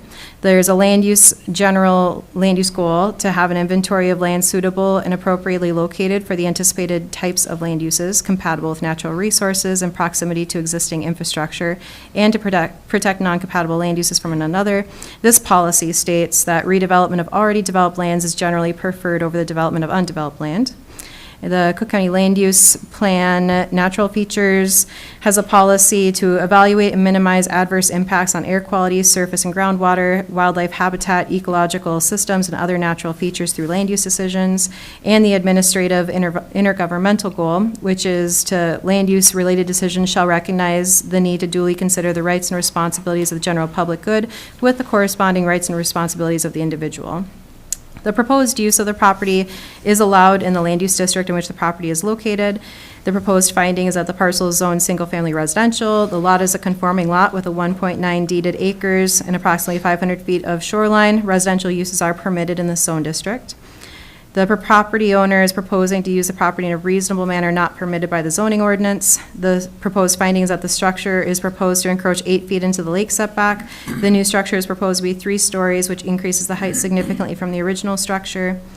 And the question of the property owner has established that the practical difficulty involved is due to circumstances unique to the property and not created by the property owner.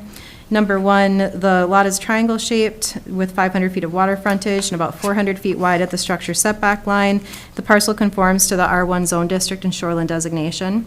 Number two, the application cites the lot configuration and topography in Boulder Hillside restrict room for larger structure and driveway. However, a driveway was recently constructed through the property, developed by the property owner. Improvements included the bunkhouse and vault privy and decks, which have been recently constructed at conforming locations. Number three, the placement of the vault privy and bunkhouse indicate that it is possible to build on the lot and seem to contradict the need for the variance. Number four, a property owner cannot create their own practical difficulty. Number five, the application proposes to use a historical building site. The Board of Adjustment should determine whether there is something unique about the property that establishes the practical difficulty is present. Item A is that the application states that the original driveway access and topography make the site to build tight. Staff do not understand how this constitutes the practical difficulty. For the variance finding, approving the variance maintain the essential character of the locality. The proposed finding is that it is unlikely that encroaching 8 feet into the setback would alter the essential character of the locality. However, it should be considered that the structure will likely be visible from Highway 61 due to the angle of the shoreline. And the property owner has established that the practical difficulty involves more than economic considerations alone. Economic considerations are not the reason for the variance request. Staff recommendation for consideration.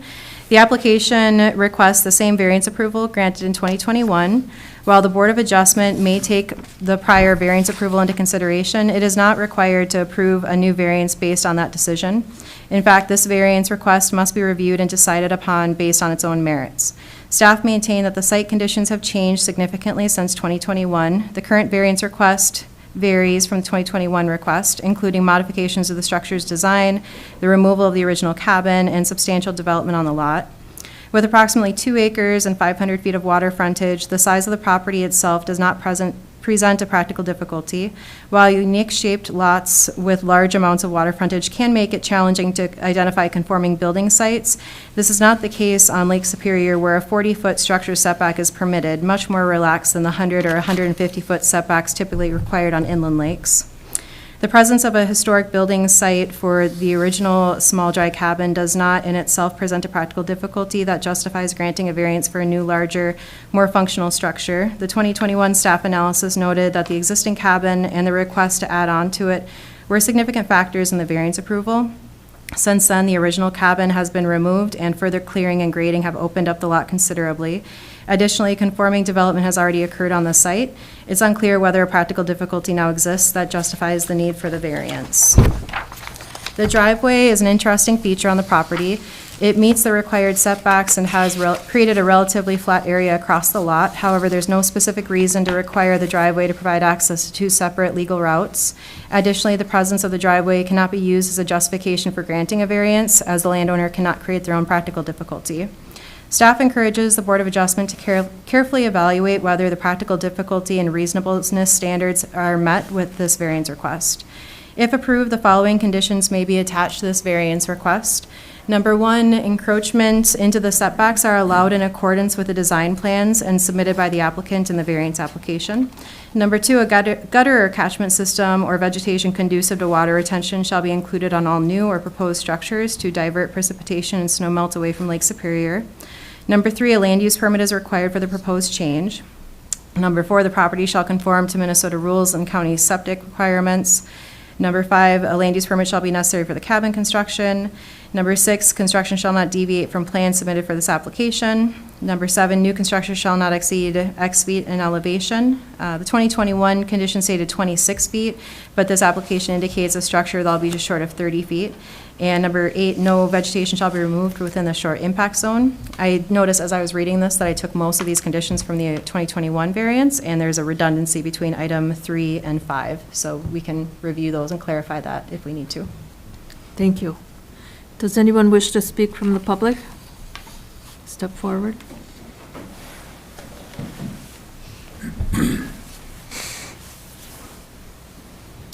State your afternoon. name and address, please. I'm Mike Raymond from Red Pine Realty. I'm the agent for Cassidy Getchus, the owner of the property.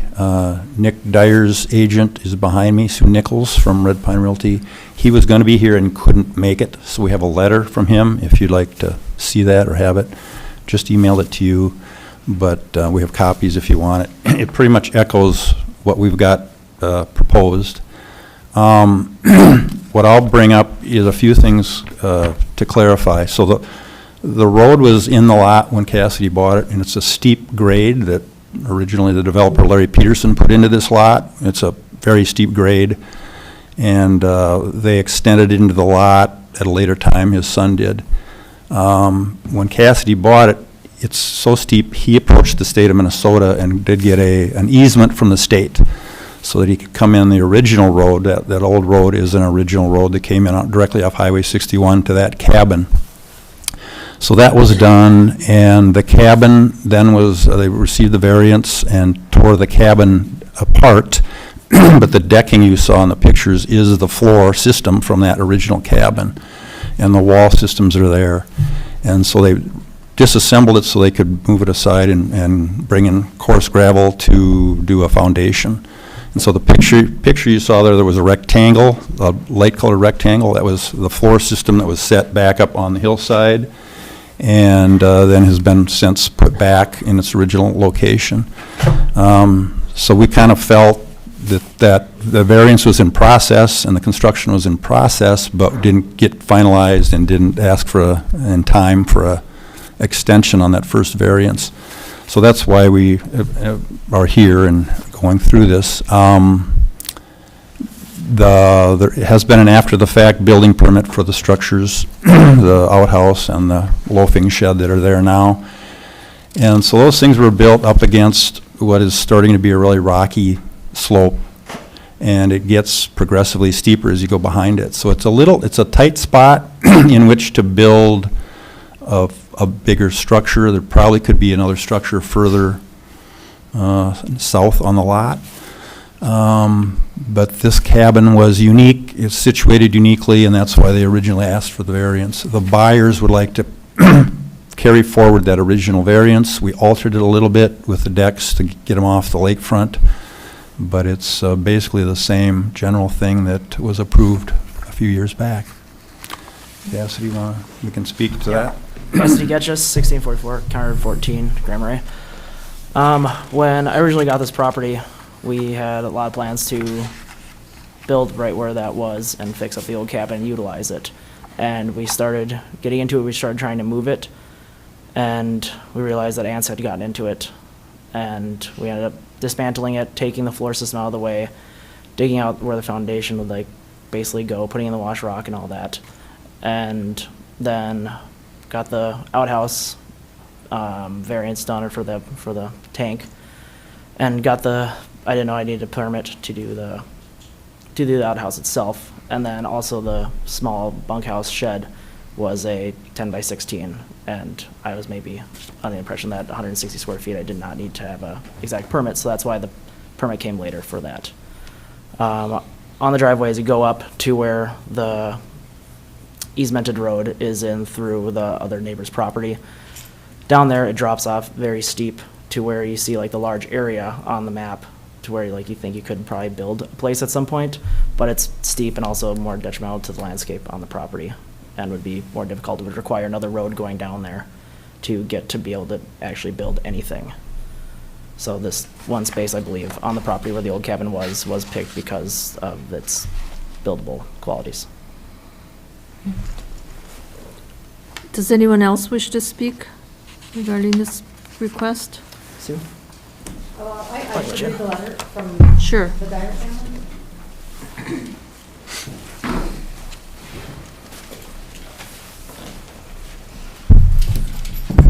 I'm Sue Nichols, Realtor with Red Pine Realty, and I'm representing Nicholas and Rita Dyer in their purchase. So their letter reads, "Hello, friends and neighbors in Cook County. It is my wish to continue the reclamation project of the historical cabin at 10 Big Bay Point in Hovland. This modest structure overlooking Big Bay was built by the Lynn Peterson family and homesteaded for decades. The cabin site was presumably selected as it was off the slope of the steepy, rocky topography. Furthermore, its access to fishing and its location under a towering white pine made it a fine buildable site. In 2021, Cassidy Getchus and builder Eric Kemp set out to reclaim this homestead by building a new cabin on the old footprint. This was approved by the Cook County Board of Adjustment, and work has been underway since. Since that time, a rustic toilet and workshop have been built so that work on a new cabin could begin. While the frame has been dismantled, the foundation is still there. In 2024, the Dyer family will be taking this project over, and we seek an approval of the variance so this work can continue as the previous variance expired. Moving the homestead back is unsuitable due to the steep rocky topography. Further, it would require partial removal of the driveway and threaten the sentinel white pine mentioned earlier. This area was chosen by the Lynn Peterson family and the Getchus family for a good reason. Thank you for taking up this variance request. I was a BWCA guide in my late teens and early 20s, and it is my hope to move back up to the north to give my kids a more immersive wilderness and community-focused upbringing. Your neighbors, Nick and Rita Dyer. Thank you. And if there's no one else that wishes to speak, apparently. I have one more thing to mention. Okay. So, a part of this whole thing, why Mike and everyone's here, is now I'm working on selling the property. I never wanted to do that. It actually pains me a lot to sell it because at this point I'm probably never ever going to find something like that again and be able to purchase it. But the way things have gone lately, my dad has to live up trail taking care of his mom. My mother spends half the year in Arizona, and I'm taking care of their house and everything and taking care of their business also. So it's been a lot of things going on, and sadly I'm just not going to be able to finish that project. And it's time for it to go on to someone else who actually can. Thank you. Yeah. Okay, we'll close the public comment. Board? So as I'm reading through the notes and their application, there was a variance approved. We know that. We know there's some design changes that they wanted to add to the height of the cabin and so forth. So had they simply asked for an extension, we would be just moving along and there wouldn't be any questions or issues. So the variance approval, after the Board of Adjustment grants a variance, there's a 3-year window of time. And when that expires, there needs to be an active permit in order for us to be able to go beyond that 3-year period of time. If somebody gets a land use permit in year 3, that would finish out the next year, and we allow one renewal for that land use permit. So there needs to be some stewardship of monitoring a person's permitting after they get a variance. And that's to recognize that rules do change, boards change. You know, we're constantly trying to get closer to, you know, doing things as we should be. So we're not held to previous variances 15 years ago, for example. So, right. Yeah. So to answer your question most directly, if a land use permit was applied for this year before that 2024 expiration date, they would still have a land use permit able to be acted upon. Okay. And then on the bunkhouse and after action, I thought that people could build under 161 square feet and wouldn't have to seek a permit. Yeah, so that's for accessory structures, so not intended to be for habitation. And we have to clarify that for people all the time. Okay. So it's not intended for any kind of tiny house, bunkhouse, anything like that. All of those types of structures and uses still require permits because we need to be sure that bunkhouses have some kind of septic plan with it, which they did. Okay. Did you go out for a site visit? I had difficulty finding it. I couldn't find it on my Google Maps. I couldn't find it on my Onyx, which has every plot of land named in the state. I couldn't find it. It was, I was out there looking for it, though. You saw the neighborhood? Yeah. Okay, good. I had the same experience. It's well hidden. And I live in the neighborhood, so I was like, man, this is a corner I've never been to. Yeah, I didn't get down there, but I think even the locality would suggest it is a sensitive and difficult area to build in. It's steep. I looked down a steep road and thought it's probably down there somewhere. I have been there.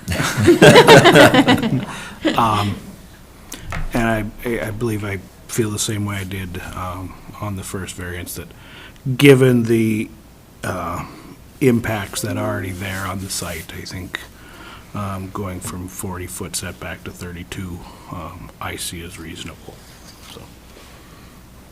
So, and you're okay with raising the height? I am okay 4 with feet? Yeah, I think hearing, some personal narrative about the continuation of that project, it's understandable that things take time. Yeah. And it's iterative, so. Is the intent to put back some of the internal structure, something back from that cabin? You've saved it? Yeah, everything's there. I took down the walls, everything, piece by piece, and covered it all with metal roofing. And the whole entire floor structure there with its large beams underneath, they're all still there. Okay. So the intentions were all good? Okay. Ready for a motion? I may, Madam Chair? Yeah. If there's going to be a motion to approve, can we clarify the deck? Or there's a discrepancy on what floor a certain deck was on. I would just like to get the application cleared up, so we don't have any amendments to a variance later. So is it okay, Madam Chair, if we? Yes. Okay, so, so I noted sheet T101 of the application shows the deck on the main floor, and sheet A102 shows the deck on the second level floor. And which page? Well, let's see.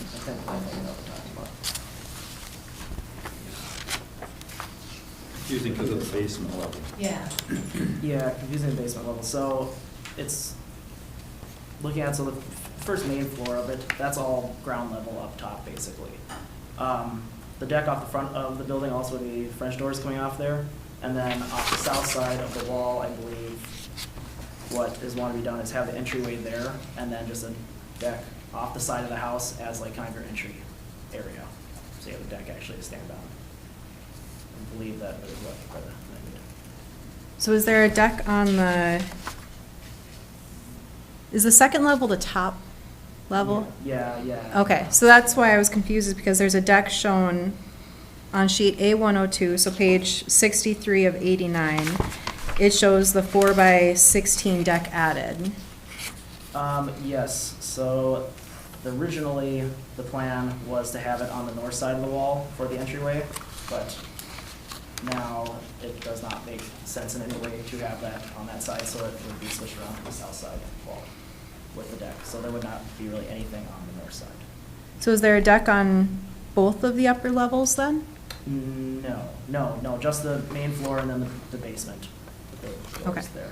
So there shouldn't. There wouldn't be a deck ground level on the front of the building that faces up. Nothing on the top story. Okay. So sheet one, so page 63 of the packet that shows the 4x16 deck added, that's incorrect.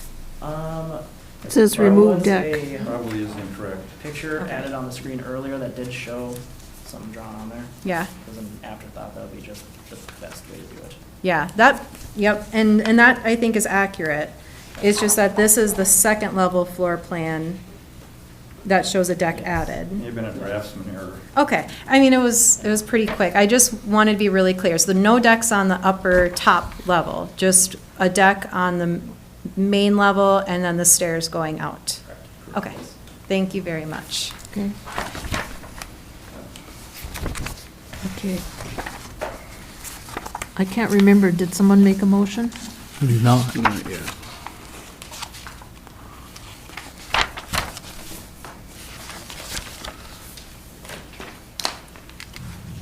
I would make a motion to approve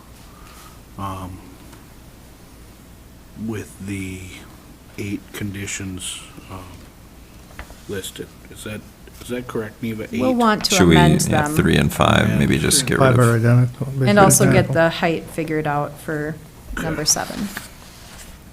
Yeah, Let's make those amendments. so instead of 26, 29, 30? I'd say no higher than 30. Okay. Is that your amendment, Charlie? I'm good with that. No higher than 30. Remove item 3. 3. It's redundant to item Yes. 5. And removing item 3. All right. Okay, I think we should go through the findings because they're, and respond to each of the questions because there was a lot of consideration of both, from staff gave us a really thorough review. great. Appreciate Got that. the full but range. But it's not a definitive statement, and I think we need to make those. Okay, the variance is consistent with the goals and policy of the comprehensive land use guide plan and harmony with the general purpose and intent of Cook County zoning ordinance. Yes. Yes. The proposed use of the property is allowed in the land use district in which the property is located. Yes. The property owner is proposing to use the property in a reasonable manner not permitted by the Cook County zoning ordinance. Yes. Yes. Yes. Property owner has established that the practical difficulty involved is due to circumstances unique to the property, not created by the property owner.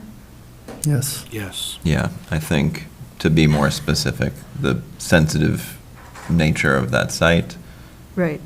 is my primary consideration there. Good. And approving the variance maintain the essential character of the locality.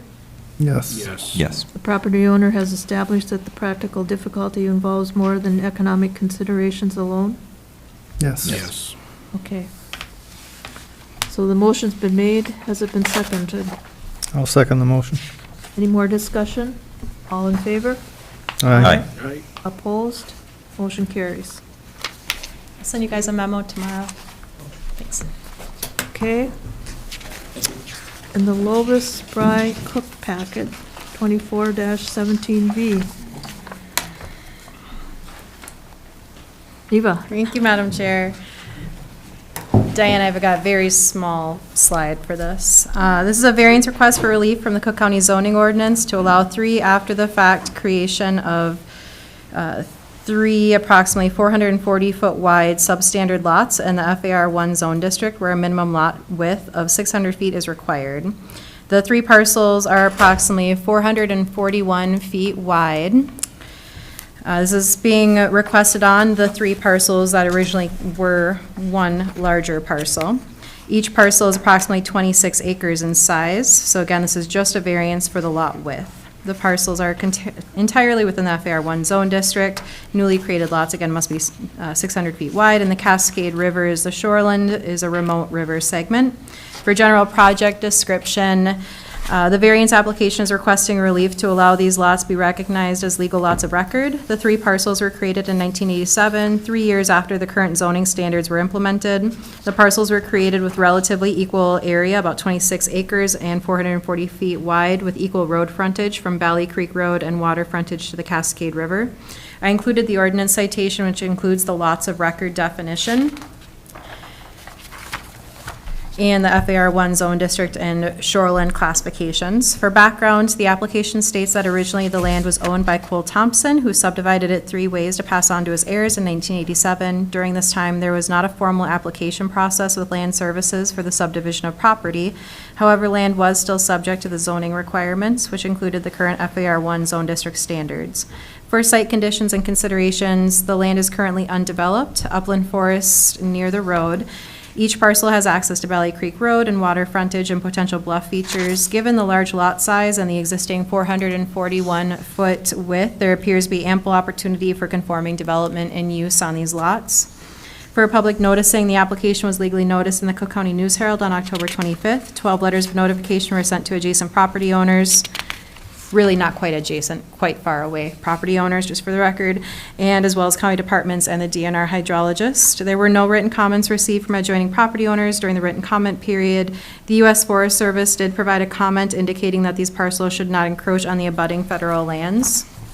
I included in the packet the aerial photos of these properties as well as the survey that was included with the application for the middle property. For staff consideration of facts and findings, I indicated that we've got the ordinance requirements as well as our typical land use related decisions shall recognize the need to consider the rights and responsibilities of the general public good with the corresponding rights and responsibilities of the individual.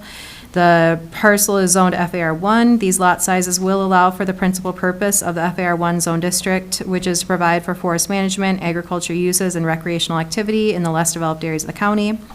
For the reasonableness, these lot sizes and widths are reasonable given how long they've been in existence and the remoteness of the parcels. For the practical difficulty standard, the Board of Adjustment has shown deference to lots that were created incorrectly in the years immediately following the implementation of the zoning standards. These lots have existed without issue for many years, and their current sizes will still allow for conforming development.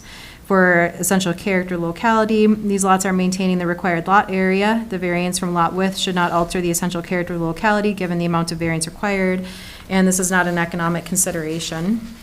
For staff recommendation for consideration, several after-the-fact requests have come before the board in recent years to address errors made over 30 years ago. In these cases, the board has been favorable to these requests when it can be demonstrated that conforming development and uses are still feasible on the lots and that the error was made many decades ago without known issues.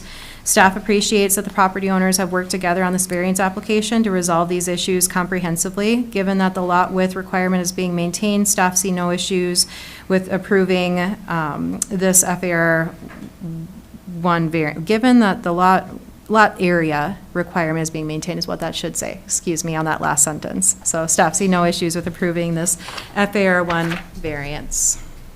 Thank you. Does anyone wish to speak from the public? Just one quick statement. Virginia Palmer, Coppola Banker, agent for Michelle Rose. Neva very kindly pointed out when we were originally listing the property that we weren't meeting the requirements. So the application is for clearing up the setback requirement, or not the setback, the width requirements for all three parcel owners. So that's the good news, is that those good probably all to work together so we can address all of that. Thank you. Anyone else wish to speak? Okay. Okay, we'll close it for public comment. Board? Seems a pretty straightforward thing to me. So these will be lots of records which will not require variances. Correct. Unless they want to. They're still subject to the substandard lot requirements, but it's unlikely that they would need variances based off of their size. It's just to make them legal lots of records. So those substandard lot rules that we've been talking about tonight, they only apply if you're legal lots of records. So if you're not a legal lot of records, so if you weren't legally created prior to that date, we don't even have the ability to issue permits because essentially they were created not legally. Okay. So this would allow us to issue permits. They don't need variances just to put up a structure if the structure's meeting all the setbacks. Okay. Great. Any other questions? Motions? Motion to approve. Is there a second? Agreeing with the staff's findings. Right. And I think it's pretty clear that's correcting an error. I'll second. Any further discussion? All in favor? Aye. Opposed? Motion carries. Now I need an adjournment motion. Move to adjourn. All in favor? Aye. Hi. Aye. We beat 6 o'clock. Day we don't let ourselves go. Oh, good. This is my favorite time. Sorry. Too bad you couldn't include that with this meeting. I think we did a good job